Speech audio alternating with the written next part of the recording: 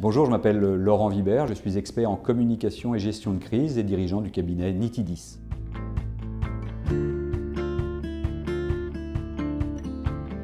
En cas de crise, chaque professionnel de la communication doit se préparer. Donc il y a une phase amont qui est très importante, l'anticipation, la préparation de son dispositif et surtout une analyse de la situation. Le fameux « de quoi s'agit-il » et mettre en place cette stratégie qui découlera justement de l'analyse de l'événement.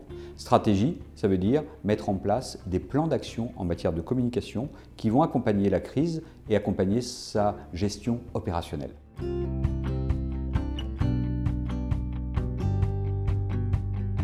En période de crise, ce qu'il ne faut absolument pas faire, c'est l'absence, être absent. Il faut absolument mettre en place un dispositif présent, faire du flagging, poser son drapeau, qui je représente et ce que l'on fait de l'événement en matière de communication. Un plan d'action, qu'est-ce que l'on met en place, comment on accompagne en matière de communication la gestion de la crise.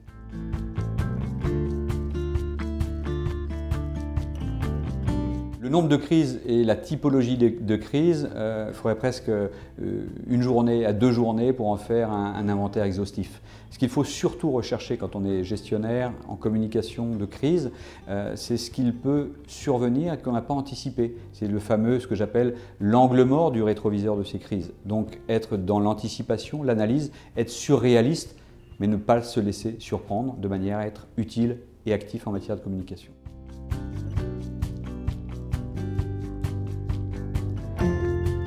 Les crises inclassables, par définition, on n'a pas les outils pour les manager.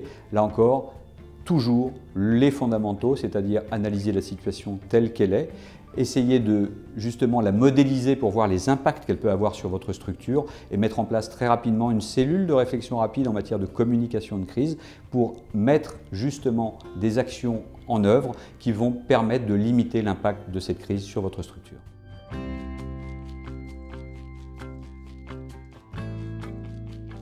Ce qu'il ne faut absolument pas oublier en matière de communication de crise, c'est que les interfaces sont toujours des êtres humains et que cette notion, ce que j'appelle dans le cabinet Nitidis et dans nos formations, la fameuse formule de l'hélium, mettre de l'humain avec le grand H et penser aussi à l'émotion que suscitent justement ces crises-là dans les différentes représentations des acteurs d'une crise. Humain, émotion, ça c'est vraiment l'ADN chez Comundi et chez Nitidis.